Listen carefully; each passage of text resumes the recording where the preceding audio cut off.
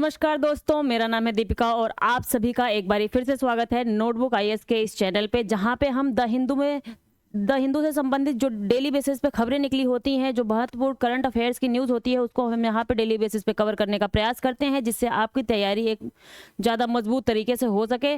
तो चलिए इसी बात पे, और यहाँ पे हम डेली बेसिस पे एक क्वेश्चन को कवर करने का प्रयास करते हैं, चाहे वो प्रीवियस ईयर से संबंधित हो, चाहे वो प्लेस इन न्यूज़ से हो, इकोनॉमी पॉलिटी किसी चीज़ से संबंधित हो। तो यहाँ पे हम सबसे पहले एक क्वेश्चन लेते हैं, जिसका उत्तर हम आपको इसके लास्ट में देते हैं, सेशन के लास्ट में देते हैं, जिससे कि आपकी तैयारी को एक मजबूत आधार प्रदान हो सके, क्योंकि आप यहाँ पे डेली बेसिस पे एक क्वेश्चन करते रहेंगे तो आप इसके थोड़ा सा यूज टू हो जाएंगे। इसके पहले दोस्तों हम देख लेते हैं कि आज के हमारे क्या इंपॉर्टेंट आर्टिकल्स हैं, पहले उनसे हम शुरुआत कर लेते हैं, और उसके पहले भी हम देखते हैं कि चलिए दोस्तों आज देखते हैं कि हमारे आज सारे इंपॉर्टेंट आर्टिकल्स क्या निकले हुए हैं। पहले आर्टिकल पे हम देखेंगे कि हमारा on the eve of birth centenary Karpoori Thakur named for Bharat Ratna honour. जो हमारे बिहार के सीएम रहे हैं कर्पूरी ठाकुर, उनको जो है भारत रत्न देने की घोषणा करी है हमारी गवर्नमेंट ने, तो उसको हम यहाँ पे देखने का प्रयास करेंगे। साथ में ही हम देखेंगे भारत रत्न से संबंधित कुछ महत्वपूर्ण तथ्यों को।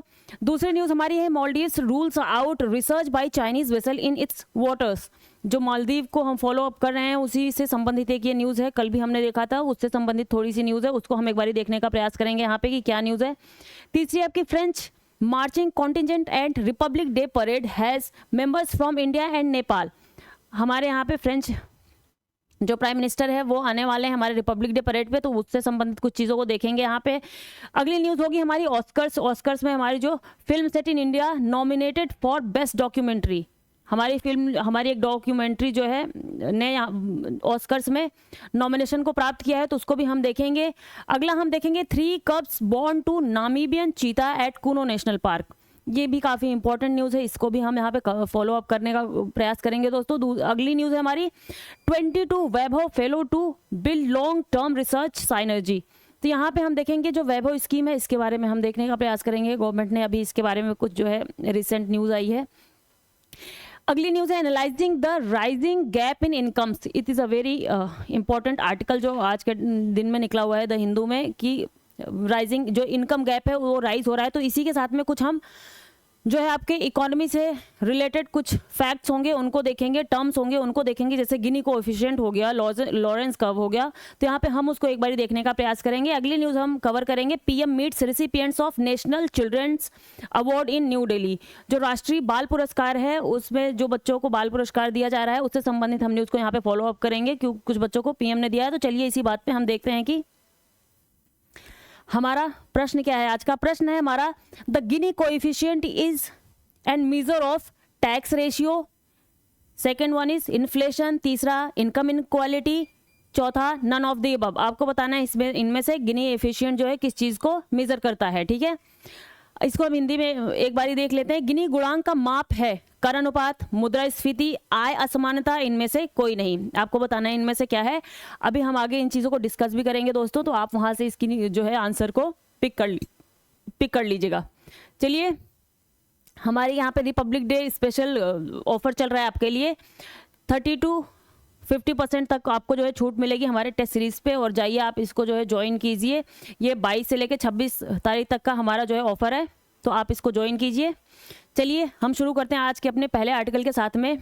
पहला आर्टिकल क्या है हमारा, बिहार के चीफ मिनिस्टर रहे हैं, 2 बड़े चीफ मिनिस्टर थे, उनको मरणोपरांत दिया जा रहा है। कर्पूरी ठाकुर जी, उनको दिया जा रहा है भारत रत्न। आप जानते होंगे कि भारत रत्न हमारे भारत का सबसे बड़ा नागरिक पुरस्कार है, तो इनको दिया जा रहा है। और हमारे पास जो है 4 सबसे बड़े पुरस्कार होते हैं, उसको भी हम देखेंगे यहाँ पे दोस्तों। बात क्या है कि ये एक बारी ये सीएम रहते, चीफ मिनिस्टर रहते बिहार के 1970 और 71 के बीच में, ज़्यादा टर्म के लिए नहीं हो पाए थे उस टाइम पे। उसके बाद ये दोबारा से इलेक्ट हुए थे क्रांति दल से, भारतीय क्रांति दल, और ये 1977 से लेकर 1979 तक रहे थे आपके बिहार के सीएम। और इन्होंने काफ़ी जो है, इनको जननायक कहा जाता है, इनको कर्पूरी ठाकुर को जननायक कहा जाता है इनको, क्योंकि इन्होंने जो है जो बैकवर्ड क्लासेस वगैरह है उनके लिए बहुत ज़्यादा काम किया था। इन्होंने 1942 में क्विट इंडिया मूवमेंट में भी पार्टिसिपेट किया हुआ है, जेल भी गए हुए हैं कर्पूरी ठाकुर जी, आपके जो है जयप्रकाश नारायण वगैरह लीडर के साथ में। ऊपर से इन्होंने जो है जो हमारा इंदिरा गांधी ने लगाया था 1975 में आपातकाल, उसके दौरान भी ये काफ़ी एक्टिव रहे थे। और इन्होंने जो है जब ये मिनिस्टर थे, इन्होंने जो है 1977 में मुंगेरी लाल कमीशन का गठन किया था। वो भी मुंगेरी लाल कमीशन का गठन क्यों किया था? वो देखने के लिए कि जो हमारे ओबीसीज हैं उनमें बाइफरकेट करने के लिए जो एक्सट्रीमली बैकवर्ड क्लासेस हैं और जो बैकवर्ड क्लासेस हैं उन दोनों को जो है अलग अलग करने के लिए इन्होंने मुंगेरी लाल कमीशन का गठन किया था, जिसको हम मानते हैं कि ये हमारा जो है मंडल कमीशन जो आया था, मंडल कमीशन जिसको इम्प्लीमेंट किया गया था 1990 के आसपास में हमारी गवर्नमेंट ने बैकवर्ड क्लास से रिलेटेड जो है मंडल कमीशन किससे रिलेटेड था? ओबीसी रिजर्वेशन से रिलेटेड था आपका मंडल कमीशन। उसी के पहले की सीढ़ी में हम इसको मानते हैं कर्पूरी ठाकुर जी ने जो मुंगेरी लाल कमीशन का गठन करवाया था, जिससे जो है बिहार में 26% जो है रिजर्वेशन दिया गया था। ठीक है, 1978 में इसको लागू किया गया था गवर्नमेंट की तरफ से और वहाँ पे गवर्नमेंट जॉब्स में जो है 26% का रिजर्वेशन दिया गया था ओबीसीज को। उसी के आगे जो है फिर आता है आपका सेंटर में मंडल कमीशन आता है। सेंटर हमारी मंडल कमीशन अपॉइंट करती है, जहाँ से जो है 27% जो है ओबीसीज को गवर्नमेंट जॉब्स में रिजर्वेशन दिया जाता है। तो ये जो है ये कुछ ऐसी न्यूज़ थी कर्पूरी ठाकुर जी से रिलेटेड। इन्होंने ओबीसीज वगैरह के लिए बहुत ज़्यादा काम किया है बिहार में, तो इसलिए वहाँ पे ये जननायक कहे जाते हैं कर्पूरी ठाकुर। तो इसके साथ हम देख लेते हैं कि मेन जो चीज़ है कि भारत रत्न वगैरह के बारे में थोड़ा सा हम न्यूज़ को फॉलो अप कर लेते हैं कि क्या चीज़ें हैं। देखिए दोस्तों भारत रत्न क्या होता है? ये हमारा जो है भारत रत्न देश का सर्वोच्च नागरिक सम्मान है। हमारे देश का सबसे बड़ा नागरिक सम्मान है जो किसी को दिया जाता है, जो वर्ष 1954 में प्रारंभ किया गया था। भारत रत्न सम्मान के लिए सभी व्यक्ति, देखिए दूसरा भारत रत्न ये राजेंद्र प्रसाद के माध्यम से, जो हमारे राजेंद्र प्रसाद थे प्रेसिडेंट थे, उनके माध्यम से ये शुरू किया गया था। भारत रत्न सम्मान के लिए सभी व्यक्ति जाति व्यवसाय पद और लिंग, देखिए सभी व्यक्ति जाति व्यवसाय पद और लिंग के भेदभाव के बिना हर कोई पात्र है भारत रत्न के लिए। जो है इसमें आएगा, इसके लिए किसी में भेदभाव नहीं किया जा सकता। इस पुरस्कार से अलंकरण मानव प्रयत्न के किसी भी क्षेत्र में की गई सर्वोत्कृष्ट स्तर के निष्पादन के सम्मान के फलस्वरूप दिया जाता है। आप जो है मानव प्रयत्न के किसी भी क्षेत्र में, मानव के लिए, लोगों के लिए आपने किसी भी क्षेत्र में बहुत ज़्यादा इंपॉर्टेंट काम किया हो, बहुत बड़ा योगदान दिया हो, तो उससे संबंधित जो है ये पुरस्कार दिया जाता है। भारत रत्न के लिए सिफारिश स्वयं प्रधानमंत्री द्वारा राष्ट्रपति को की जाती है। ठीक है, प्रधानमंत्री डायरेक्टली जो है राष्ट्रपति को सिफारिश करता है तो वो भारत रत्न पुरस्कार दे दिया जाता है। इसके लिए अलग से इसके लिए कोई औपचारिक सिफारिश आवश्यक नहीं है। इसके लिए कोई भी जो है औपचारिक सिफारिश की जरूरत नहीं पड़ती है। दोस्तों वार्षिक पुरस्कारों की संख्या एक वर्ष विशेष में अधिकतम 3 तक सीमित है। मैक्सिमम हम कितना दे सकते हैं? एक वर्ष में मैक्सिमम 3 भारत रत्न जो है पुरस्कार दे सकते हैं हम। इस पुरस्कार के प्रदान किए जाने के समय प्राप्तकर्ता को राष्ट्रपति द्वारा हस्ताक्षरित एक सनद, प्रमाण पत्र और एक तमगा दिया जाता है।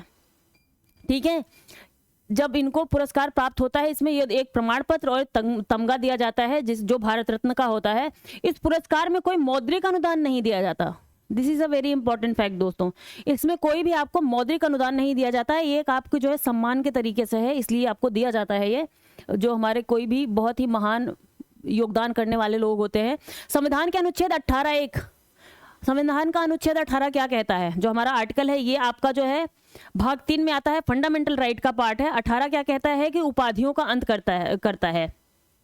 ठीक है, टाइटल्स को जो है टाइटल्स का अंत करने की बात करता है हमारा अनुच्छेद 18। इसके 18(1) के अनुसार, संविधान के अनुच्छेद 18(1) के अनुसार इस पुरस्कार को प्राप्तकर्ता के नाम के आगे या पीछे उल्लिखित नहीं किया जा सकता। ठीक है, जिसको मिला है हम उसको आगे या पीछे ऐसा नहीं कह सकते कि भारत रत्न कर्पूरी ठाकुर या कर्पूरी ठाकुर भारत रत्न, मतलब उनके नाम या टाइटल में ही इस चीज़ को जोड़ दें, हम ऐसा नहीं कर सकते, क्योंकि हमने जो है अपने 18वें अनुच्छेद के अनुसार जो है टाइटल को देना बंद कर दिया है किसी को भी। वो सिर्फ अकेडमिक वगैरह का जो टाइटल होता है वो दिया जा सकता है, बाकी जो वाइस रॉय वगैरह और इस टाइप के माय लॉर्ड और जजेस वगैरह को जो कुछ ऐसे पहले के टाइम पे, ब्रिटिशर्स के टाइम पे उपाधियां दी जाती थी, उसको हमने यहाँ पे जो है आकर के ख़त्म कर दिया था।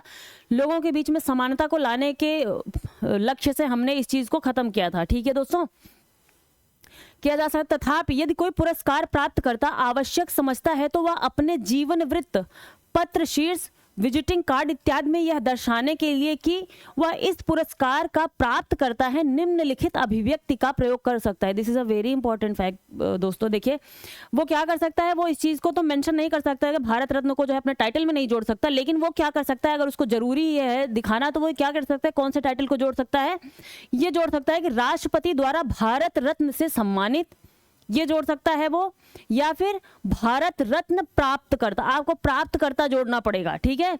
भारत रत्न के साथ में जो है राष्ट्रपति द्वारा सम्मानित आपको जोड़ना पड़ेगा, या फिर आपको भारत रत्न के साथ में प्राप्तकर्ता जोड़ना पड़ेगा, क्योंकि आपको कहीं से टाइटल मिला हुआ है, ना कि ये आपको कोई जो है पहले से चले हुए टाइटल में जो है आपको दिया गया है, ठीक है दोस्तों। तो इससे संबंधित कुछ तथ्य हैं जो हम यहाँ पे जान लेते हैं।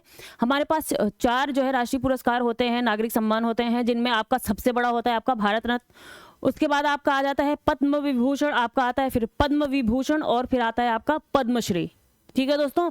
ये 4 हमारे पुरस्कार हैं, भारत रत्न, पद्म विभूषण, पद्म भूषण और पद्मश्री, ठीक है। इससे संबंधित, भारत रत्न से संबंधित हम कुछ तथ्यों को देख लेते हैं यहाँ पे जो इंपॉर्टेंट फैक्ट्स हैं। भारत रत्न देने की शुरुआत 2 जनवरी 1954 को तत्कालीन राष्ट्रपति डॉक्टर राजेंद्र प्रसाद ने की थी, ठीक है। 1954 में सर्वप्रथम भारत रत्न, सबसे पहला भारत रत्न किसको दिया गया था 1954 में? श्री राजगोपालाचारी और सर्वपल्ली राधाकृष्णन और सीवी रमन को दिया गया था। 3 लोगों को दिया जा सकता है, तो यहाँ पे 1954 में 3 लोगों को दिया गया था। उस समय केवल जीवित व्यक्ति को ही यह सम्मान दिया जाता था। जब ये आया था शुरू में तो ये सिर्फ जीवित व्यक्तियों को ही सम्मान दिया जा सकता था, और बाद में इसको 1955 में मरणोपरांत भी सम्मान देने का प्रावधान जोड़ दिया गया। इसमें कब जोड़ा गया? 1955 में। 2013 में पहली बार खेल के क्षेत्र में नाम कमाने वालों को भी भारत रत्न देने का निर्णय लिया गया। खेल के क्षेत्र में जब आप देखे होंगे कि सचिन तेंदुलकर को लेकर के काफ़ी ज़्यादा जो है चर्चाएं चलती थी उस टाइम पे 2013 में कि उनको मिलना चाहिए कि नहीं मिलना चाहिए, दिया जाना चाहिए कि नहीं दिया जाना चाहिए। तो ये सचिन तेंदुलकर ही जी थे जिनसे जो है 2013 में खेल के क्षेत्र में भी ये सम्मान देना शुरू किया गया हमारे यहाँ पे। तो 2013 में पहली बार खेल के क्षेत्र में नाम कमाने वालों को भी भारत रत्न देने का निर्णय लिया गया, और इसी कड़ी में क्रिकेटर सचिन तेंदुलकर को इस सम्मान के लिए चुना गया। सबसे पहले खेल रत्न पुरस्कार प्राप्त करने वाले सचिन तेंदुलकर जी थे। इसके बाद 2013 में सचिन तेंदुलकर के साथ वैज्ञानिक CNR राव को भी भारत रत्न दिया गया। CNR राव वैज्ञानिक हैं हमारे। भारत रत्न पाने वालों को भारत सरकार की ओर से केवल एक प्रमाण पत्र और एक पदक मिलता है। एक प्रमाण पत्र और एक पदक मिलता है, जैसा हमने बताया। इसमें कोई धनराशि नहीं दी जाती है। इसे पाने वालों को विभिन्न सरकारी विभाग सुविधाएं उपलब्ध कराता है, ठीक है। इसको पाने वालों को सरकार कई सुविधाएं उपलब्ध करवाती है हमारी। जाहिर सी बात है, इतना बड़ा पुरस्कार है तो उपलब्ध तो करवाएगी कुछ सुविधाएं। किसी विशेष वर्ष में वार्षिक पुरस्कारों की संख्या अधिकतम 3 तक सीमित हो सकती है, जैसा कि हमने देख लिया। प्रधानमंत्री द्वारा भारत रत्न दिए जाने की सिफारिश डायरेक्ट, इसको भी हम देख चुके हैं कि राष्ट्रपति को वो कर सकता है। इसमें कोई औपचारिक सिफारिश की जरूरत नहीं होती है। भारत रत्न पाने वालों को महत्वपूर्ण सरकारी कार्यक्रमों में आमंत्रित किया जाता है। ये तो गवर्नमेंट की तरफ से, किसको करे आमंत्रित, किसको ना करे आमंत्रित। सरकार वारंट ऑफ प्रेसिडेंट में उन्हें जगह देती है। वारंट ऑफ प्रेसिडेंट का इस्तेमाल सरकारी कार्यक्रमों में वरीयता देने के लिए होता है। वारंट ऑफ प्रेसिडेंट का क्या होता है? सरकारी कार्यक्रमों में वरीयता देने के लिए इसका इस्तेमाल किया जाता है। वो क्या है कि भारत रत्न विजेताओं को प्रोटोकॉल में राष्ट्रपति, उपराष्ट्रपति, प्रधानमंत्री, सबसे पहले हमारे आते हैं राष्ट्रपति, फिर उपराष्ट्रपति, फिर प्रधानमंत्री, फिर राज्यपाल, फिर पूर्व राष्ट्रपति, फिर उप प्रधानमंत्री, फिर मुख्य न्यायाधीश, फिर लोकसभा अध्यक्ष और कैबिनेट मंत्री, मुख्यमंत्री, पूर्व प्रधानमंत्री और संसद के दोनों सदनों में विपक्ष के नेता के बाद जो है स्थान मिलता है किनको? वरीयता क्रम में हमारे जो है भारत रत्न प्राप्त व्यक्ति को, ठीक है। तो ये दोस्तों बहुत ही महत्वपूर्ण फैक्ट है जो भारत रत्न से संबंधित है। अभी कर्पूरी ठाकुर को दिया जाने वाला है, इसको लेकर के काफ़ी विवाद भी चलेंगे। आप सभी जानते हैं कि विवाद तो चलता ही है। जब जो है वो भी खास करके इलेक्शन का समय हो, गवर्नमेंट किसी को भारत रत्न दे रही हो तो विवाद होना जाहिर सी बात है। लोग विवाद करेंगे ही, इस चीज़ पे प्रश्न उठाएंगे ही। हमें उन चीज़ों में नहीं जाना है। जो हमारे एग्जाम के पॉइंट ऑफ व्यू से संबंधित चीज़ें थी वो हमने यहाँ पे देख ली हैं। तो हम चलते हैं अपने अगले आर्टिकल की तरफ। दोस्तों आप देख रहे हैं कि मालदीव और इंडिया के बीच में जो है टेंशन लगातार काफ़ी ज़्यादा बढ़ चुकी है, और मालदीव ने मार्च तक हमें खाली करने के लिए वहाँ से बोल दिया है। तो यहाँ पे हम देख रहे हैं कि कल की बात है, परसों ही चाइना का एक जो है रिसर्च वेसल जो है इंडियन ओशन में एंटर कर गया था, और वो जा रहा है मालदीव की तरफ। इसको लेकर के हमारे जो इंडियन ऑफिशियल्स हैं, भारतीय अधिकारी हैं, उन्होंने चिंता व्यक्त की और जो है इस इशू को उठाया। इसको देखते हुए मालदीव की तरफ से फिर जो है बयान आया कि ये जो है जो चाइनीज़ वेसल है ये कोई जो है रिसर्च वेसल नहीं, यहाँ पे रिसर्च के पर्पज से काम करने के लिए नहीं आ रही है। ये सिर्फ एक जो है rotation of personal and replenishment following a Chinese government request. China के गवर्नमेंट ने जो है उनसे रिक्वेस्ट करी थी कि वहाँ पे उनके जो पर्सनल है, वहाँ पे जो उनके काम करने वाले लोग हैं, पर्सनल मतलब जो काम करने वाले लोग होते हैं, ठीक है, तो वहाँ पे उनके रोटेशन के लिए, क्योंकि वहाँ पे भी चाइना भी कुछ डेवलपमेंट का काम तो कर ही रहा है, काफ़ी बड़े लेवल पे कर रहा है, तो उसको भी ज़रूरत पड़ती है वहाँ पे जाने की। तो इसको देखते हुए इन्होंने ऐसा ट्वीट किया है कि पर्सनल के रोटेशन और रिप्लेसमेंट के सामान को लेने और देने, इन सब चीज़ों को लेकर के वो जो है वेसल वहाँ पे जा रही है, बस ये काम करेगी और वापस लौट जाएगी। और वो वेसल जो है अभी इंडियन ओशन में है और उसको जो है लगभग आपके अर्ली फेब में जो है फरवरी के जो है पहले सप्ताह और स्टार्टिंग में ही जो है वो वहाँ पे पहुँच जाएगी मालदीव में। क्योंकि दोस्तों हमारा जो है इंडियन ओशन इतना छोटा नहीं है, तो वहाँ से वहाँ तक पहुँचने में टाइम तो लगेगा ही, काफ़ी ज़्यादा बड़ा है हमारा इंडियन ओशन, ठीक है। तो ये न्यूज़ थी इससे संबंधित। और जो है लेकिन ये कहा जा रहा है हमारे जो इंडियन गवर्नमेंट है, जाहिर सी बात है हमें इस चीज़ की थोड़ी तो टेंशन होगी, क्योंकि चाइना की पॉलिसी इस तरीके की रहती है जिसको देख करके कोई भी टेंशन कर सकता है। उसके आसपास के जो पड़ोसी देश है, जो सॉवरेन कंट्रीज़ है, या ये चाइना एक साम्यवादी देश है, तो वहाँ पर जो चाइनीज़ गवर्नमेंट होती है वो अपने हिसाब से सारे काम करवा लेती है। लेकिन हम एक डेमोक्रेटिक कंट्री हैं, तो हमें उस हिसाब से चलना पड़ता है दोस्तों। तो ये न्यूज़ थी। और इनका जो वेसल था, रिसर्च वेसल है, वो क्या है, शियांग यांग होंग O3। शियांग चाइनीज़ में एक्स को जो है क्या शाह, ऐसे आप देंगे शी जिनपिंग वगैरह ऐसे करके बोलते हैं, तो शियांग यांग होंग O3, शियांग यांग होंग O3 इनका रिसर्च वेसल था जो कि जा रहा है वहाँ पे। और इसके चलते श्रीलंका ने क्या कह दिया है कि श्रीलंका ने कहा, specially in the wake of Sri Lanka announcing a 1 year moratorium on foreign research vessels calling at the island ports.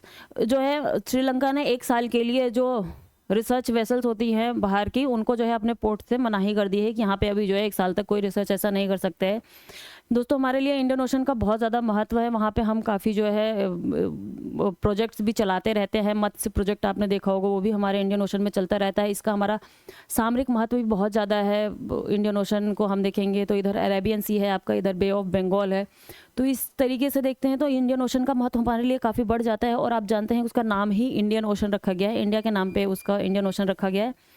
तो ये थी बस एक फॉलो अप था जो मैंने आपको यहाँ पे बताने का प्रयास किया। और ये जो है अब यहाँ पे श्रीलंका की ये एक न्यूज़ थी कि हम वहाँ पे श्रीलंका ने जो है 1 साल के लिए बाकी रिसर्च वेसल्स को वहाँ पे जो है अभी मनाही कर दी है कोई भी जो है रिसर्च वगैरह करने से। तो इससे संबंधित ये न्यूज़ थी। तो अब हम चलते हैं अपने अगले आर्टिकल की तरफ। आप जानते हैं कि जब हमारा रिपब्लिक डे का परेड होता है, अभी 26 जनवरी को होने वाला है, तो 26 जनवरी को रिपब्लिक डे परेड पे हम किसी ना किसी जो है गेस्ट को बुलाते हैं, किसी ना किसी देश के किसी ना किसी गेस्ट को बुलाते हैं। तो अभी हमने जो है यहाँ पे बुलाया हुआ है किसको, फ्रेंच जो है, जो देखिए ये न्यूज़ क्या है, French marching contingent at Republic Day parade has members from India and Nepal.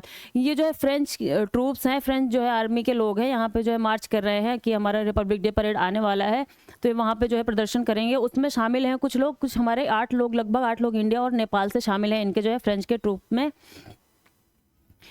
The French marching contingent will be accompanied by a 33 member French military band. 33 लोग इनका फ्रेंच मिलिट्री का बैंड होगा, और उसमें ही हमारे और जो है कुछ पर्सनल है वो है नेपाल और इंडिया के भी उसमें शामिल हैं। तो जो इमैनुअल मैक्रोन है हमारे अभी के रिपब्लिक डे के 2024 रिपब्लिक डे 2024 के जो आरडी परेड के गेस्ट हैं कौन, रिपब्लिक डे परेड के गेस्ट हैं कौन, वो इमैनुअल मैक्रोन है। इमैनुअल मैक्रोन, ये देखिए दोस्तों, इमैनुअल मैक्रोन, ये इंपॉर्टेंट है आपके, इमैनुअल मैक्रोन, ठीक है दोस्तों। फ्रेंच वगैरह में जो है किसी पूरे आगे की, जैसे हम रेस्टोरेंट को, हम यहाँ पे रेस्टोरेंट बोलते हैं तो वहाँ पे रेस्टोरेंट बोलते हैं वो ऐसा करके, तो यहाँ पे मैक्रोन हम बोलते हैं इसको, तो वो मैक्रोन बोलेंगे ऐसे करके। तो ये इमैनुअल मैक्रोन इनका नाम है। तो ये एक छोटी सी न्यूज़ थी। और आपको बताना है कि जो 2023 था वहाँ पे जो है हमारे रिपब्लिक डे के गेस्ट कौन थे वो मैं आपको बता ही देती हूँ कि अब्दुल फतेह अल सीसी थे उस टाइम पे, कहाँ के, इजिप्ट के, मिस्र के जो है जो प्रेसिडेंट थे वो आए हुए थे पिछली बारी हमारे जो है रिपब्लिक डे के परेड में, अब्दुल फतेह अल सीसी, ठीक है दोस्तों। तो हम अगले आर्टिकल की तरफ बढ़ रहे हैं। हमारा अगला आर्टिकल क्या कहता है, देखिए ऑस्कर की अब नॉमिनेशन शुरू हो गए हैं। और हमारी जो है, इसके पहले हमने देखा था कि हमारे जो डॉक्यूमेंट्री थी एलिफेंट विस्परर और RRR का जो गाना था नाटू नाटू, उसको जो है ऑस्कर अवार्ड में जो है ऑस्कर मिला हुआ था। तो अभी फिर से जो है नॉमिनेशन स्टार्ट हो गया इस साल के। उसमें जो है हमारी जो एक डॉक्यूमेंट्री है टू किल अ टाइगर जो है, ये डॉक्यूमेंट्री है हमारी। लेकिन इसको बनाया किसने है, हमने नहीं बनाया है। दिक्कत यही हो जाती है दोस्तों कि हमारी जो हमें ऑस्कर मिलता है उसमें काफ़ी बारी जो है हमारे जो प्रोडक्शन वगैरह होता है वो हमारे यहाँ से नहीं होता, प्रोडक्शन और डायरेक्शन वगैरह। तो ये जो मूवी है ये है अ कनाडियन प्रोडक्शन, ये कनाडियन प्रोडक्शन की है, कनाडा प्रोडक्शन हाउस की है ये movie to kill a tiger. लेकिन ये कहाँ पे, हमारे इंडिया में ही शूट की गई है किसी एक जगह पे, जिसमें जो है इस डॉक्यूमेंट्री में दिखाया गया है कि उनकी जो है बच्ची होती है, बच्ची के साथ में 13 साल की बच्ची होती है। The film follows Ranjit battle to find justice for his 13-year-old daughter who was abducted and sexually assaulted by 3 men। ये इसी पे बेस्ड मूवी है कि एक बच्ची होती है 13 साल की, रंजीत नाम के व्यक्ति की। वो बच्ची को जो है लोग अपहरण कर ले जाते हैं और उसका रेप करते हैं। इसी पे उसको जस्टिस दिलाने के लिए उसके फादर जो है काफ़ी ज़्यादा जद्दोजहद करते हैं। और Ranjit goes to the police and the men are arrested, लोगों को पकड़ लिया जाता है। लेकिन दिक्कत उसके बाद से शुरू होती है, क्योंकि हमारी सोसाइटी में आप देखेंगे दिक्कत कहाँ से शुरू होती है कि जो हमारी सोसाइटी होती है वही इन चीज़ों को एक्सेप्ट नहीं कर पाती है। गलती देखिए दोस्त किसकी होती है, गलती ना तो उस बच्ची की, क्योंकि वो तो छोटी है, वो तो अभी एक छोटी बच्ची है यार, उसकी गलती कैसे हो सकती है। और ना तो वो उस चीज़ में जानबूझ के इन्वॉल्व हुई, ज़बरदस्ती उसके साथ में ये दुष्कर्म किया गया है अगर किसी बच्ची के साथ में, तो उसकी गलती कैसे है। लेकिन हमारी जो सोसाइटी होती है वो उसको जो है गलत नज़रिए से देखने लग जाती है कि इसके साथ ऐसा हुआ है तो ये गलत है, ना कि अपराधी को जो है वो एक अपराधी की तरह देखेंगे, जबकि जो पीड़ित व्यक्ति है इन केसेस में उसी को वो एक अपराधी की तरह देखने लग जाते हैं। समस्या वहाँ पे आती है। तो ये मूवी भी कुछ इसी तरीके की है जो इन चीज़ों को दिखाएगी। तो हमारे यहाँ से नॉमिनेशन क्या है, ये टू किल अ टाइगर। ठीक है दोस्तों, टू किल अ टाइगर ये जो है 2022 में जो है इसको जो है एमी अवार्ड भी मिला हुआ है। एमी अवार्ड इसने फिल्म फेस्टिवल में, इंटरनेशनल टोरंटो, जो कनाडा का टोरंटो है वहाँ पे जो है इंटरनेशनल फिल्म फेस्टिवल में इसने जो है एमी अवार्ड भी जीता हुआ है टू किल अ टाइगर। ठीक है, चलते हैं। डायरेक्शन इसका किसने किया है, डेली बॉर्न निशा पाहुजा ने डायरेक्शन किया हुआ है। और ये जो है प्रोडक्शन हाउस कौन सा है इसका, कनाडा का है। ठीक है, निशा पाहुजा ने इसको जो है डायरेक्ट किया हुआ है। चलिए दोस्तों चलते हैं हम आगे की तरफ, अगले आर्टिकल की तरफ। ये थोड़ी सी न्यूज़ थी वो मैंने बता दी। दूसरी एक इसी से ही संबंधित जो है ऑस्कर अवार्ड से ही संबंधित, आप लोगों ने ओपनहाइमर की मूवी देखी होगी जो बहुत ज़्यादा न्यूज़ में रही थी। हमारे हिरोशिमा नागासाकी के ऊपर जो बॉम्ब गिराया गया था उसके ऊपर जो है, ये किसकी मूवी थी, क्रिस्टोफर नोलन की मूवी थी ओपनहाइमर। क्रिस्टोफर नोलन ये काफ़ी बहुत बड़े जो है डायरेक्टर हैं, बहुत ही बड़े डायरेक्टर, इनकी बहुत सी मूवीज़ को ऑस्कर अवार्ड मिल चुका है पहले भी। तो इनका नाम है क्रिस्टोफर नोलन। इन्होंने जो है ओपनहाइमर मूवी को डायरेक्ट किया था। और ये जो है कई, अब की बारी कौन सा एकेडमी अवार्ड चल रहा है, ऑस्कर अवार्ड का नॉमिनेशन चल रहा है, 96 एकेडमी अवार्ड का नॉमिनेशन चल रहा है। और दूसरी एक मूवी को किया गया है वो है क्या, पुअर थिंग को भी जो है नॉमिनेट किया गया है। तो देखते हैं दोस्तों कि आगे आने वाली जो है कुछ दिन में न्यूज़ आ जाएगी कौन सी मूवी जो है, किस मूवी ने जो है ऑस्कर अवार्ड को जीता है। हमारी भारत की एक फिल्म गई थी 2018 जो कि नॉमिनेशन से ही बाहर हो गई है, हमारे लिए थोड़ा दुखद समाचार है। ये 2018 मूवी थी। और killers of the flower moon ये मूवी भी आप लोगों ने देखी होगी, बहुत ज़्यादा चर्चा में थी, बहुत ज़्यादा इसके जो एडवर्टीजमेंट आते रहते थे। Killers of the flower moon. और दूसरा एक है बार्बी डॉल, वो भी जो है इसमें आई हुई है। Killers of the flower moon ये है किसकी, मार्टिन स्कॉर्सेज़ी की है। ये डायरेक्टर हैं, डायरेक्टर कौन है इसके, मार्टिन स्कॉर्सेज़ी। और क्रिस्टोफर नोलन जो है ओपनहाइमर के हैं। तो चलते दोस्तों, बार्बी डॉल जो मूवी थी उसके लिए कहा जाता है कि वो जो मूवी लगभग जितने में वो मूवी बनी थी उससे भी ज़्यादा उन्होंने किस पे खर्च किया था, अपने एडवर्टीजमेंट पे खर्च किया था। और वो बहुत ही ब्लॉकबस्टर मूवी रही थी। वो फीमेल ओरिएंटेड मूवी है और जो है उसमें कुछ फीमेल ओरिएंटेड चीज़ें दिखाई गई हैं। चलिए दोस्तों देखते हैं हम अगले अपने आर्टिकल को। This is a very important article हमारे आज के हिंदू में निकला हुआ है। 3 कप्स बॉर्न टू नामीबियन चीता एट कूनो नेशनल पार्क। जो हमारा कूनो नेशनल पार्क है वो कहाँ पे है हमारा, वो है मध्य प्रदेश में, जो जहाँ से कूनो रिवर बहती है उसी के नाम पे वो कूनो नेशनल पार्क रखा गया है। और अगस्त 2022 में 17 अगस्त 2022 में हमारे प्रधानमंत्री जी ने यहाँ पे टाइगर पुनर्वास के लिए, चीता पुनर्वास, बाघ पुनर्वास के उसके संरक्षण के लिए यहाँ पे फिर से जो है टाइगर्स का पुनर्वास करवाया था। वो कहाँ से 12 टाइगर्स हम लेकर के आए थे अफ्रीका से, 8 को लेकर के आए थे हम कहाँ से, नामीबिया से लेकर के आए थे। तो उसी नामीबियन चीते में से एक जो है चीते ने जो है बच्चे दिए हैं कुनो नेशनल पार्क में, 3 बच्चे दिए हुए हैं। और इसके पहले भी एक शौर्य चीता था जिसकी मृत्यु हो गई है। और ये चीते का क्या नाम है, अभी इस चीते का नाम है ज्वाला, ज्वाला इनका नाम है ज्वाला। इन्होंने 3 बच्चे दिए हुए हैं। और एक जो है चीता और है जिसने जो है 3 बच्चे इसके पहले भी दिए हुए हैं। तो अभी सब मिलाकर के कई जो है वो भी नामीबिया की है, आशा, आशा और ज्वाला ने जो है 3-3 बच्चे वहाँ पे दिए हुए हैं। तो ये हमारे जो है बाघों के संरक्षण के लिए ये स्कीम चलाई गई थी, चीतों के संरक्षण के लिए, चीतों के संरक्षण के लिए जो ये स्कीम चलाई गई थी। आप जानते होंगे कि जो भारतीय और या एशियन चीते होते हैं, जो एशिया चीते हैं वो ईरान में सबसे बहुत ज़्यादा कम, इस टाइम पे 100 से भी ज़्यादा कम बचे हुए हैं चीते। तो उनके भी संरक्षण का बहुत ज़्यादा प्रयास चल रहा है। वो तो एकदम से विलुप्त होने की कगार पर पहुंच गए हैं। और ये अफ्रीकन चीते हैं। और जो एशियन चीते, अफ्रीकन चीतों में कुछ डिफरेंस होता है कि वहाँ के जो अफ्रीकन चीते होते हैं वो ज़्यादा डार्क होते हैं और ज़्यादा मतलब कि स्ट्रॉन्ग होते हैं। हमारे जो एशियन चीते होते हैं उनका कलर थोड़ा सा लाइट ब्राउन कलर का होता है और वो उनसे थोड़ा सा छोटे होते हैं। जो इनको हम बिग कैट की कैटेगरी में रखते हैं, जो चीते होते हैं, क्योंकि ये जो है बिल्लियों की प्रजातियों से संबंधित होती हैं। तो हम इनको बिग कैट की कैटेगरी में शामिल करते हैं। तो ये थोड़ी सी न्यूज़ थी जो कि ज्वाला और जो है आशा से रिलेटेड थी। तो मैंने आपको बता दिया कि 3-3 बच्चों ने, ये जो है यूनियन इन्वायरमेंट मिनिस्ट्री इन सब चीज़ों की देखरेख करती है, तो उसी के अंडर में आती है। तो चलिए दोस्तों, हम थोड़ा सा अब आगे चलते हैं। आगे हम ये काफ़ी इंपॉर्टेंट जो है एक आर्टिकल है, वो क्या है, 22 Vaibhav fellows to build long term research synergy. ये जो वैभव फेलोशिप जो है रिसर्च प्रोग्राम है, हमारी गवर्नमेंट ने चलाया हुआ था। किसने चलाया? Department of science and technology, DST, department of science and technology ने जो है ये चलाया हुआ है। इसमें क्या करते हैं, जो इंडियन ओरिजिन के साइंटिस्ट होते हैं, आपने एक टर्म सुना होगा, ब्रेन ड्रेन। ब्रेन ड्रेन दोस्तों, आपने एक ब्रेन ड्रेन, इसका मतलब क्या होता है? ब्रेन ड्रेन मतलब कि जो हमारे यहाँ के जो उच्च शिक्षित और अच्छे स्किल्ड लोग होते हैं वो क्या करते हैं, वो चले जाते हैं दूसरी कंट्री में, वहाँ पे अच्छी अपॉर्चुनिटीज़ के चक्कर में। तो यहाँ पे जो अच्छे अच्छे लोग हैं वो जब दूसरी कंट्री में चले जाते हैं, उसी को हम जो है ब्रेन ड्रेन कहते हैं। किसी का मतलब ब्रेन यहाँ से कहीं और चला गया, अब वहाँ पर जाकर के वो चीज़ों को जो है करेगा। तो इसके चलते हुए काफ़ी ज़्यादा इंडिया में हो रहा था। तो इसके चलते हुए हमारी गवर्नमेंट जो स्कीम लेकर के आई, वो स्कीम क्या थी? वैभव फेलोशिप स्कीम थी। इसमें क्या है कि जो हमारे इंडियन ओरिजिन के साइंटिस्ट हैं उनको फिर से इंडिया में अट्रैक्ट करने के लिए गवर्नमेंट ये स्कीम लेकर के आई है, जिसमें वो फेलोशिप देगी 4 लाख तक के, जो है 4 लाख तक जो है फेलोशिप देगी। और यहाँ पे रहेंगे वो लोग, और जिस यहाँ पे रिसर्च वगैरह करेंगे एजुकेशन के क्षेत्र में और जो है साइंस के क्षेत्र में वो रिसर्च वगैरह करेंगे।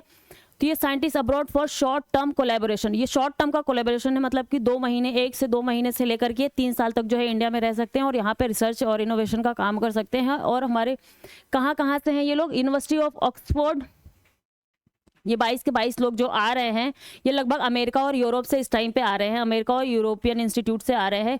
कौन कौन से? कैलिफोर्निया इंस्टीट्यूट हो गया, California institute of technology, the university of Oxford, university of Michigan, the university of Geneva, the university of Waterloo Canada and the university of Oslo will spend anywhere from a month और 2 annually for a maximum of 3 month. 2 से लेकर के 3 month ये बिताएंगे पूरे, यहाँ पे maximum ये रह सकते हैं और यहाँ पे रिसर्च और टेक्नोलॉजी और रिसर्च का काम करेंगे। इंडियन इंस्टीट्यूट ऑफ साइंस, ये कहाँ पे कौन से इंस्टीट्यूट में हमारे काम करेंगे, कौन से हैं? Indian institute of science, Indian institute of technology, the Indian institute of science education and research, कौन सी है? And the Tata institute of fundamental research, ये इंस्टीट्यूट है। ये इंपॉर्टेंट फैक्ट है दोस्तों। कौन सा? The Indian institute of science, IIS, Indian institute of science, the Indian institute of technology, the Indian institute of science education and research and the Tata institute of fundamental research. ये इतने जो है institute में आएंगे और वहाँ पर रिसर्च करेंगे और हमारी गवर्नमेंट इनको 4 लाख जो है फेलोशिप देगी। 2 लोगों को जो काफ़ी ज़्यादा सीनियर लोग हैं, काफ़ी ज़्यादा अनुभवी लोग हैं, उनमें 2 लोग हैं। वो लोग का क्या नाम है जिनको उन्होंने अभी, आरोग्य स्वामी पॉलराज, आरोग्य स्वामी पॉलराज, ये कहाँ के प्रोफेसर हैं? स्टैनफोर्ड यूनिवर्सिटी के हैं। और दूसरा जितेंद्र मलिक, ये यूनिवर्सिटी ऑफ कैलिफोर्निया बर्कले के प्रोफेसर है। ठीक है, ठीक है दोस्तों, तो ये जो है ये चीज़ें थी। और ये क्या क्या कौन कौन से क्षेत्र में, लाइक टेक्नोलॉजी स्टार्टअप वगैरह में ये काम करेंगे। तो ये कुछ कुछ इंपॉर्टेंट फैक्ट थे जो मैंने आपको यहाँ पे बता दिए हैं। और जिस भी इंस्टीट्यूट के साथ में ये कोलैब करेंगे, जहाँ पे जाएंगे काम करेंगे, उसके लिए हमारी गवर्नमेंट क्या करेगी, वहाँ पे ग्रांट प्रोवाइड करवाएगी, वहाँ पे अनुदान देगी उस इंस्टीट्यूट को जहाँ पे ये रिसर्च और इनोवेशन का काम करेंगे। ठीक है दोस्तों, तो ये किस चीज़ से संबंधित था, ये देख लीजिए। ये संबंधित है हमारे,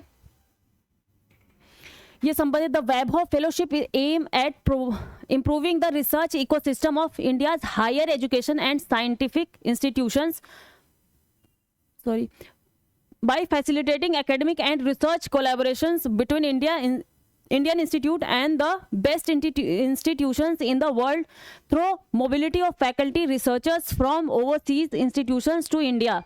It is implemented by the Department of Science and Technology, जो मैंने आपको बता दिया कि ये, और ministry of science and technology के अंडर में आती है ये। ठीक है, DST department by, it is implemented by the department of science and technology, जो कि हमारे ministry science and technology ministry के अंतर्गत आती है। वो जो है वैभव फेलोशिप स्कीम चला रही, जो कि हमारे जो भारतीय लोग बाहर चले गए हैं, जो साइंटिस्ट वगैरह हैं, उनको यहाँ पे फिर से बुला सके और उनके जो अनुभव है उनका यहाँ पे हम लाभ ले सके। तो गवर्नमेंट की ये स्कीम है, ये इसी चीज़ से संबंधित है। इसको आप एक बार ध्यान से देख लीजिएगा, ये इंपॉर्टेंट चीज़ थी दोस्तों। यहाँ पे हम देख रहे हैं analysing the rising gap in income, लोगों के इनकम में। अभी एक रिपोर्ट आई है, रिपोर्ट किसकी आई है? स्टेट बैंक ऑफ इंडिया की रिपोर्ट आई हुई है। इसने कहा है कि जो इनक्वालिटी है, जो असमानता है, उसमें काफ़ी महत्वपूर्ण गिरावट को दर्ज किया गया है।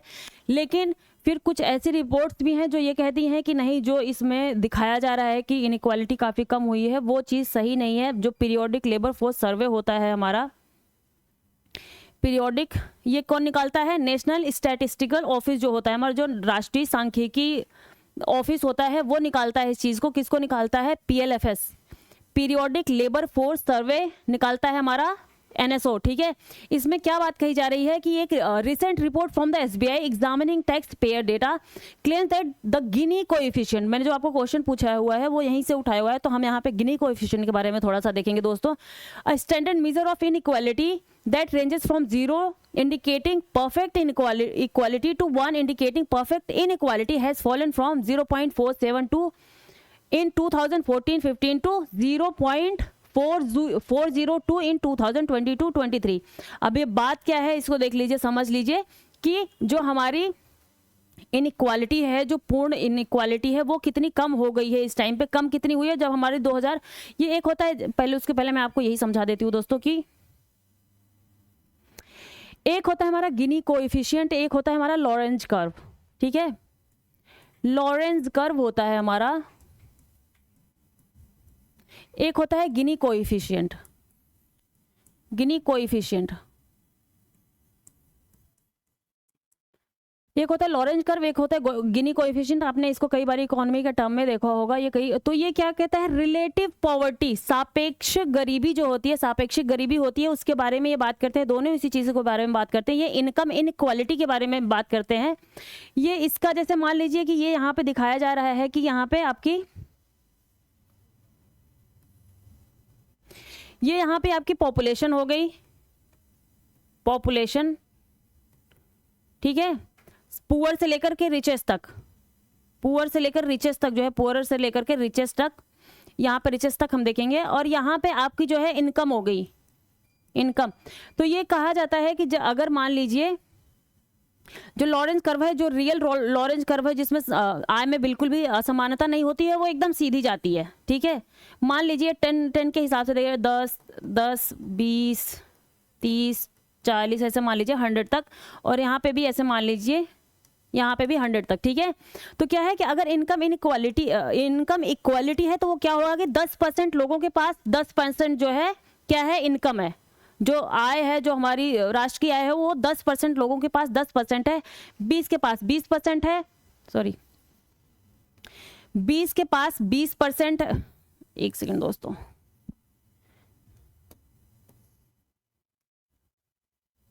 सॉरी, 20 के पास 20% है, देखिए 10 के पास 10%, 20 के पास 20%, ऐसे आप करते चले जाइए, 30 के पास 30%, 40 के पास 40%। तो जो इस स्थिति में हमारा जो लॉरेंज कर्व बनेगा वो एकदम सीधी रेखा में बनेगा, जो एक आइडियल सिचुएशन होती है, ठीक है। लेकिन जो एक वास्तविक सिचुएशन होती है उसमें क्या होता है, हमारा लॉरेंज कर्व कैसे बनता है, वो ऐसे बनता है, ऐसे देख लीजिए। तो यहाँ पे जब इनकम इनक्वालिटी हो जाती है तो वहाँ पे आपका लॉरेंज कर्व ऐसे बनेगा कि मान लीजिए यहाँ पे 10% लोगों के पास जो है इतना है, 20% लोगों के पास बस इतना सा ही है, मतलब कि बहुत थोड़ा कम जो है इनकम है, 30% के पास इतना है, लेकिन उससे जब कम जाएंगे तो इतनी बढ़ती चली जा रही है, और सिर्फ यहाँ पे मान लीजिए 5% लोगों के पास जो है पूरा का पूरा इतना परसेंट में इनकम है। तो ये इनकम इनक्वालिटी को दिखाता है। इसी को जब हम गिनी कोएफिशिएंट के माध्यम से देखते हैं तो ये एक तरीके का आपका जो मैथमेटिक फॉर्मेशन है, मैथमेटिकल फॉर्मेशन है, इसी जो है लॉरेंज कर्व का, ये भी जो है इनकम इनक्वालिटी को दिखाता है। ये 0 to 1 के बीच में होता है। 0 मतलब कि जहाँ पे पूर्ण समानता है लोगों की आय और जो है पॉपुलेशन के बीच में। 1 मतलब जहाँ पे पूर्ण असमानता है। पूर्ण असमानता मतलब कि पूरे देश की जो आय है सिर्फ और सिर्फ एक व्यक्ति के पास है, बाकी लोगों के पास कोई आय नहीं है। तो ये पूर्ण समानता 0 को दिखाता है और पूर्ण असमानता दिखाता है 1 को।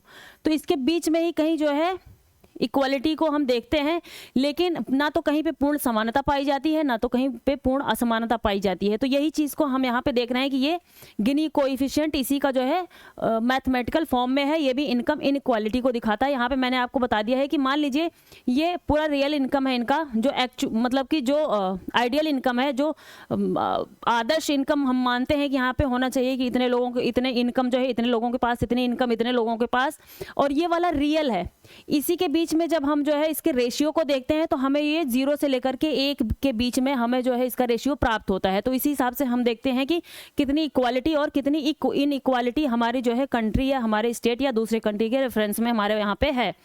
ठीक है दोस्तों, तो इसके बाद हम इसी चीज़ को यहाँ पे समझने का प्रयास करते हैं कि बताया क्या गया है कि जो इनइक्वालिटी है वो बता रही है कि ये जो परफेक्ट इनइक्वालिटी है हैज़ फॉलन फ्रॉम, ये कम हुई है। जो परफेक्ट इनइक्वालिटी थी, जो परफेक्ट असमानता थी, वो काफ़ी कम हो गई है इस टाइम पे। जो SBI की रिपोर्ट बता रही है वो क्या है, कितनी कम हुई है, 0.472% 2014-15 में थी, वो कम होकर के 0.402 इन 2022-23 में ये जो है हो गई है 0.402।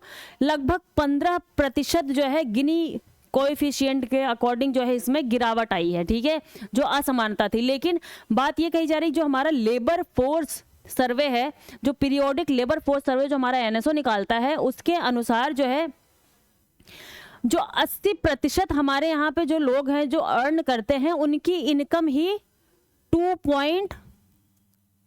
80% लोग हमारे यहाँ पे जो अर्न करते हैं, लोग जो वर्कर्स हैं, उनकी इनकम ही सालाना की कितनी है, 2.5 से भी जो है लाख से भी कम है, 2.5 लाख से भी कम है। 80% लोगों की भारत में जो है 2.5 लाख से जो है उनकी इनकम कम है सालाना की। तो इससे जो SBI का था, ये टैक्स पेयर के बारे में बात करता है, जो टैक्स पेयर्स के बीच में है वो जो है इनकम इनक्वालिटी काफ़ी कम हुई है।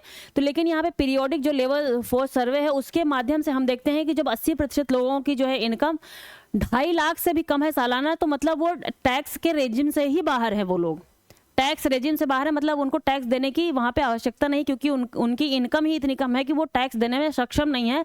तो इन लोगों को तो हमने काउंट ही नहीं किया इस चीज़ में, इस डेटा में। तो हम इस चीज़ को बहुत ही एक्यूरेट जो है डेटा नहीं मान सकते हैं, ये चीज़ यहाँ पे कही जा रही है। क्योंकि एक है इनकम पोलराइजेशन, आय का ध्रुवीकरण, इनकम पोलराइजेशन हुआ है। क्योंकि आप देखेंगे जो कुछ परसेंट है, लगभग income of the 10% have grown faster than the bottom 30%। जो ऊपर के 10% लोग हैं सोसाइटी में, जो अपर क्लास के जो रिचेस्ट लोग हैं, उनमें जो 10% लोग हैं, उनकी जो इनकम में मतलब ग्रोथ हुई है वो बहुत ज़्यादा तेज़ी से हुई है, रादर देन उनकी जो एकदम से नीचे स्तर के 30% लोग हैं उनके लेवल से। तो ये बात यहाँ पे कही जा रही है और कहा जा रहा है कि इस चीज़ को हम कि ये पॉसिबल है कि जो गिनी कोएफिशिएंट है वो बहुत सही डेटा आपको ना दे, आप इसको एकदम से सही डेटा ना मान के चले, क्योंकि क्या हो सकता है, it is possible for the Gini coefficient to register a fall in inequality even with a divergence between different classes of income earners. ठीक है, ये बात यहाँ पे क्या कहा जा रहा है, क्या कह रहा है कि जो गिनी कोएफिशिएंट है वो जो है आपका ये दिखा सकता है कि इनकम इनइक्वालिटी कम हुई है, लेकिन वो ये चीज़ें यहाँ पे नहीं दिखा सकता है कि कौन से जो है क्लास या कौन से क्लास के पास ज़्यादा हुई, कौन से क्लास के पास कम या ज़्यादा हो गई है। तो उसका जो इनकम का पोलराइजेशन है वो यहाँ पे सही तरीके से आपको रिप्रेजेंट नहीं हो पा रहा है। इसी चीज़ को यहाँ पे देखिए, गिनी कोएफिशिएंट को हम यहाँ पे देखते हैं कि 2017-18 और 2022-23 में कौन कौन से जो है स्पेसिफिक सेक्टर्स में कितना जो है कम या ज़्यादा हुआ है। जो सेल्फ एम्प्लॉयड लोग हैं, जो खुद जिनका बिजनेस चलता है, उनमें जो है क्या था, पहले 2017-18 में 0.4297% से लेकर के 0.4197 जो है हुआ है 2022-23 में।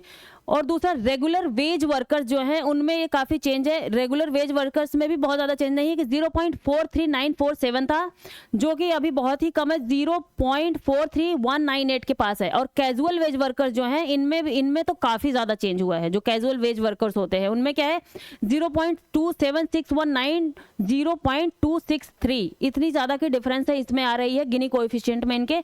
तो बस ये जो मोटा मोटा ये आर्टिकल है, मोटा मोटा आर्टिकल बस यही बता रहा है कि जो आप 17-18 से 2022-23 के बीच में चीज़ों को देख रहे हैं, उसमें जो है आपका इनकम पोलराइजेशन भी हो सकता है। यहाँ पे आपको ये बहुत ज़्यादा सही डेटा हम इसको मान करके नहीं चल सकते हैं। ठीक है दोस्तों, तो ये हमारा आर्टिकल था। दूसरा देखिए, the fall in the Gini coefficient more or less empirically established by the SBI report, but this has been accompanied by polarisation in income.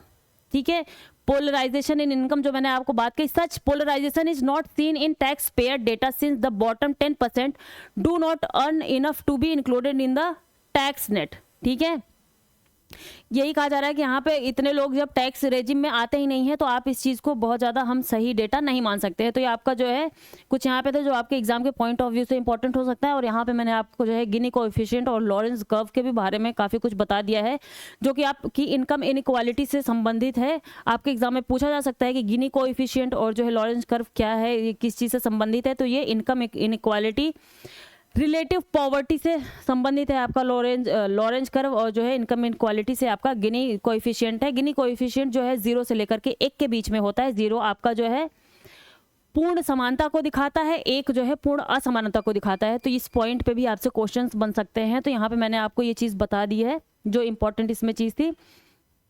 तो अगली हमारी जो लास्ट की न्यूज़ होगी दोस्तों, ये क्या है, PM meets recipients of national children's award in New Delhi. बच्चों को राष्ट्रीय बाल पुरस्कार दिया जा रहा है, तो उससे संबंधित ये न्यूज़ है। यहाँ पे हम राष्ट्रीय बाल पुरस्कार के बारे में भी देखेंगे दोस्तों। और मोदी जी ने उन बच्चों से जो है मिले हैं जो बच्चों को राष्ट्रीय बाल पुरस्कार दिया जा रहा है। पूरा नाम क्या है, प्रधानमंत्री राष्ट्रीय बाल पुरस्कार, PM नेशनल चिल्ड्रंस अवार्ड ये कहा जाता है। PM नेशनल चिल्ड्रंस अवार्ड इसको कहा जाता है। और वहाँ पे उन्होंने जो है हमारे सुभाष चंद्र बोस जी की जो है नेताजी की जयंती थी, जिसको हम किस नाम से जानते हैं, पराक्रम दिवस के नाम से जानते हैं। 23 जनवरी को जो है सुभाष चंद्र बोस की जो है जयंती थी, उसको हम किस नाम से जानते हैं, पराक्रम दिवस के नाम से जानते हैं दोस्तों। ठीक है, तो उसके बारे में भी जो है, उसके महत्व के बारे में भी इन्होंने बच्चों से बात की। तो आइए इसी बात पे हम ये देख लेते हैं कि ये जो अवार्ड है ये क्या है। ये जो है दोस्तों 5 से लेकर के 18 साल तक के बच्चों को दिया जाता है। जो 5 से लेकर 18 साल के बीच के बच्चे होते हैं, जिन्होंने किसी क्षेत्र में बहुत ही उत्साहवर्धक काम किया होता है, उनको ये दिया जाता है। ये प्रत्येक वर्ष प्रधानमंत्री राष्ट्रीय बाल पुरस्कार का आयोजन बच्चों की ऊर्जा, दृढ़ संकल्प, क्षमता, जोश और उत्साह का जश्न मनाने के लिए किया जाता है। यह भारत सरकार द्वारा प्रत्येक वर्ष विभिन्न क्षेत्रों यानी नवाचार, शैक्षिक उपलब्धियों, सामाजिक सेवा, कला एवं संस्कृति, खेल और बहादुरी में बच्चों की असाधारण उपलब्धियों को मान्यता देने के लिए दिया जाता है। ठीक है, ये किस क्षेत्र में दिया जाता है, ये इन सब सारी क्षेत्रों में। नवाचार, किसी बच्चे ने कुछ भी इनोवेशन किया है, कोई छोटी मोटी चीज़ का नवाचार किया है, शैक्षिक मतलब कोई महत्वपूर्ण नवाचार किया है, शैक्षिक उपलब्धियों, सामाजिक सेवा से भी संबंध में, शैक्षिक उपलब्धियों के संबंध में, कला एवं संस्कृति के संबंध में, खेल और बहादुरी में बच्चों की असाधारण उपलब्धियों को मान्यता देने के लिए दिया जाता है, जिससे बच्चों में उत्साह और ज़्यादा बढ़ सके और जो बच्चे हैं वो भी उन दूसरे बच्चों को देख करके कुछ और अच्छे काम करें। प्रधानमंत्री राष्ट्रीय बाल पुरस्कार के प्रत्येक पुरस्कार विजेता को एक पदक मिलता है और 1 लाख रुपए दिए जाते हैं। 1 लाख रुपए का नकद पुरस्कार एवं एक प्रमाण पत्र और प्रशस्ति पत्र दिया जाता है। ठीक है, प्रशस्ति पत्र मतलब उनकी प्रशंसा में दिया जाता है। पुरस्कार विजेताओं का चयन केंद्रीय महिला एवं बाल विकास मंत्री की अध्यक्षता में किया जाता है। किसकी अध्यक्षता में हम पुरस्कार विजेताओं का चयन करते हैं? केंद्रीय महिला एवं बाल विकास मंत्री की अध्यक्षता में किया जाता है। एक केंद्रीय महिला एवं बाल विकास मंत्री की अध्यक्षता में एक समिति होती है जो ये इन सारे बच्चों को नॉमिनेट करती है, किन बच्चों को ये पुरस्कार मिलना चाहिए। यह पुरस्कार प्रत्येक वर्ष गणतंत्र दिवस से पहले के सप्ताह में भारत के राष्ट्रपति द्वारा दिए जाते हैं। कब दिया जाता है? ये गणतंत्र दिवस से पहले के सप्ताह में भारत के राष्ट्रपति द्वारा दिया जाता है। बाल कल्याण के लिए पुरस्कार, देखिए भारत सरकार बच्चों को उनकी असाधारण उपलब्धियों के लिए पुरस्कार प्रदान करती रही है। बाल कल्याण के लिए पुरस्कार व्यक्तियों के साथ साथ संस्थाओं को भी दिया जाता है। This is a important fact. बच्चों के साथ साथ में ये राष्ट्रीय पुरस्कार, बाल राष्ट्रीय पुरस्कार संस्थाओं को भी दिया जाता है। ठीक है दोस्तों, और इसमें जो है 5 से लेकर के 18 वर्ष तक के बच्चों को पुरस्कार दिया जाता है। कितने वर्ष तक के बच्चों को? 5 से लेकर के 18 वर्ष तक के जो बच्चे होते हैं उनको इनमें शामिल किया जाता है। ठीक है दोस्तों, तो ये रहे हमारे सारे के सारे सबसे महत्वपूर्ण आर्टिकल्स, और इसमें कुछ और भी जो इंपॉर्टेंट फैक्ट है वो आप देख लीजिए। असाधारण उपलब्धियों के लिए राष्ट्रीय बाल पुरस्कार वर्ष 1996 से इसकी शुरुआत कब की गई? 1996 से की गई। राष्ट्रीय बाल कल्याण पुरस्कार व्यक्तिगत 1979 से व्यक्तिगत जो दिया जाता है। राष्ट्रीय बाल कल्याण पुरस्कार संस्थाओं को जो दिया जाता है वो 1979 से ये भी दिया जा रहा है। राजीव गांधी मानव सेवा पुरस्कार वर्ष 1994 से दिया जा रहा है। 2017-18 से ये पुरस्कार निम्नलिखित श्रेणियों के तहत दिए गए बाल शक्ति पुरस्कार, बाल शक्ति पुरस्कार पहले राष्ट्रीय बाल पुरस्कार के नाम से जाना जाता था। ठीक है दोस्तों, 2017-18 से ये पुरस्कार निम्नलिखित श्रेणियों के तहत दिए गए बाल शक्ति पुरस्कार, जिसको हम पहले किसके नाम से जानते थे? राष्ट्रीय बाल पुरस्कार। ठीक है, बाल कल्याण पुरस्कार व्यक्तिगत एवं संस्थान पहले राष्ट्रीय बाल कल्याण पुरस्कार के रूप में जाना जाता था। वर्ष 2022 से बाल कल्याण पुरस्कार व्यक्तिगत और संस्थान दोनों को बंद कर दिया गया। ठीक है, 2022 से हमने बाल कल्याण पुरस्कार व्यक्तिगत और संस्थान दोनों को ही बंद कर दिया और बाल शक्ति पुरस्कार को प्रधानमंत्री राष्ट्रीय बाल पुरस्कार के अंतर्गत शामिल कर दिया गया। एक पुरस्कार और चलता था जिसको हमने 2022 से बंद करके उसको हमने प्रधानमंत्री राष्ट्रीय बाल पुरस्कार के अंतर्गत में जो है शामिल कर दिया। इसमें अर्हता क्या होती है? जैसा मैंने आपको बताया, एक बच्चा जो भारतीय नागरिक है और भारत का निवासी है और 5 से 18 वर्ष की आयु वर्ग के बीच का है, इसको उनको प्रदान किया जाता है। उन बच्चों को किया गया कार्य घटना उपलब्धि की समय सीमा वेबसाइट पर आवेदन नामांकन की प्राप्ति की अंतिम तिथि से 2 वर्ष के अंतर्गत होनी चाहिए। ठीक है, क्या कहा जा रहा है कि कोई बच्चा जो भी काम करता है वो लोग जो है नॉमिनेट करते हैं उन बच्चों को वहां पे जाकर के, फिर उसको गवर्नमेंट देखती है कि इनमें से कौन से बच्चे जो है ज्यादा अच्छा काम किया है, फिर उनको वहां से वो समिति उठाती है और फिर उनको वहाँ पे पुरस्कार देती है उनके नाम को लेकर के वहाँ से। तो ये क्या करना होता है, इसकी जो समय सीमा होती है वेबसाइट पे समय सीमा का वहाँ पे रजिस्टर करने की वो होती है कि कोई भी काम जब आपने किया है उस काम करने की नामांकन की प्राप्त की अंतिम तिथि 2 वर्ष के अंतर्गत होनी चाहिए। उससे जो है वो 2 वर्ष के अंतर्गत आप जाकर के उसको वहाँ पे रजिस्टर करवा दीजिए। पुरस्कार प्राप्तकर्ताओं की संख्या, पुरस्कार प्राप्तकर्ताओं की अधिकतम संख्या 25 होती है। मैक्सिमम 25 जो है बच्चों को पुरस्कार यहाँ पे दिया जा सकता है, उससे ज्यादा नहीं। हालांकि राष्ट्रीय चयन समिति के विवेक पर इस अधिकतम संख्या में किसी भी छूट की अनुमति दी जा सकती है। जो राष्ट्रीय चयन समिति होती है बाल कल्याण मंत्रालय के अंदर में अंतर्गत में जो बनती है समिति, जो इन लोगों का चयन करती है, वो उसके विवेक पे होता है कि वो इसके अधिकतम संख्या का निर्धारण करे और इसमें कुछ जो है छूट प्रदान करे। ठीक है दोस्तों, तो ये कुछ इंपॉर्टेंट फैक्ट है राष्ट्रीय बाल पुरस्कार से संबंधित, वो हमने यहाँ पे वो भी सारे कवर कर लिए। तो दोस्तों इसी के साथ में देखिए हमारे आज की जो है द हिंदू की क्लास ओवर हो चुकी है और आप देख सकते हैं कि हमारी जो है फाउंडेशन बैच चल रही है। एनसीईआरटी की फाउंडेशन बैच है, वो क्या है आपकी 2 लैंग्वेज में है, बाइलिंगुअल है, हिंदी और इंग्लिश दोनों में चल रही है। जिनको जो हिंदी में कंफर्टेबल है हिंदी में उसको जो है देख सकते हैं, इंग्लिश वाले इंग्लिश में देख सकते हैं। आपको ये पूरी की पूरी बेसिक टू एडवांस बताई जाएगी, 6 से लेकर के 12 तक की एनसीईआरटी आपको प्रॉपर यहाँ पे बताई जाएगी। ये आपको यूपीएससी और स्टेट पीसीएस से संबंधित अगर आप परीक्षाओं की तैयारी कर रहे हैं तो आप जानते हैं कि वहाँ पे आपको बेसिक्स की तैयारी करने के लिए एनसीईआरटी की ज़रूरत पड़ती है। तो इसी को देखते हुए हमने यहाँ पे इस फाउंडेशन बैच को लॉन्च किया हुआ है। तो आप जो है इसको ज्वाइन कर सकते हैं हमारे यहाँ पे, और यहाँ पे एक क्यूआर कोड भी दिया गया है। और दूसरी चीज़ हमारे यहाँ पे टेस्ट सीरीज चल रही है आरओ एआरओ की, जो कि 60 टेस्ट आपको सिर्फ और सिर्फ मिलेंगे 75 रुपए के। ये भी दोनों ही लैंग्वेज में है, बाईलिंगुअल है, हिंदी और इंग्लिश दोनों ही लैंग्वेज में आपको मिल जाएगा। और इसका ऑफलाइन और ऑनलाइन मोड दोनों ही उपलब्ध है हमारा। आप कर यहाँ पे ऑफलाइन टेस्ट भी दे सकते हैं और आप जो है ऑनलाइन भी दे सकते हैं। ठीक है दोस्तों, और जो है सिर्फ जब 30 टेस्ट लेंगे आपको तो ये सिर्फ और सिर्फ आपको 51 रुपए में मिलेगा। ठीक है दोस्तों, 51 रुपए में मिलेगा। ये भी जो है आपको सेम ही चीज़ है, हिंदी और इंग्लिश दोनों में है ये टेस्ट सीरीज। आपका एग्जाम 11 फरवरी को है, एकदम नज़दीक एग्जाम है। तो ये आरओ से संबंधित हमारी टेस्ट सीरीज है जिस पे आप पूरा भरोसा कर सकते हैं। हमने बहुत अच्छे से ही इसको बना रखा है और इसकी भी जो है ऑनलाइन ऑफलाइन दोनों ही तरीके से आपको ये मिल सकती है। तो इसी के साथ हम आज के अपने इस द हिंदू करंट अफेयर्स की क्लास को समाप्त करते हैं। यहाँ पे हमने जितने भी महत्वपूर्ण आर्टिकल्स थे, आपको इकोनॉमी से रिलेटेड जो टर्म्स वगैरह थे, उनको भी हमने यहाँ पे आपको बता दिया। तो इसी के साथ में हमें विदा दीजिए। आप हमारे नोटबुक आईएएस चैनल को शेयर, लाइक और सब्सक्राइब कीजिए। खाते पीते रहिए, मस्त रहिए, एनर्जी बनाए रहिए। बहुत बहुत शुक्रिया दोस्तों आप सभी का।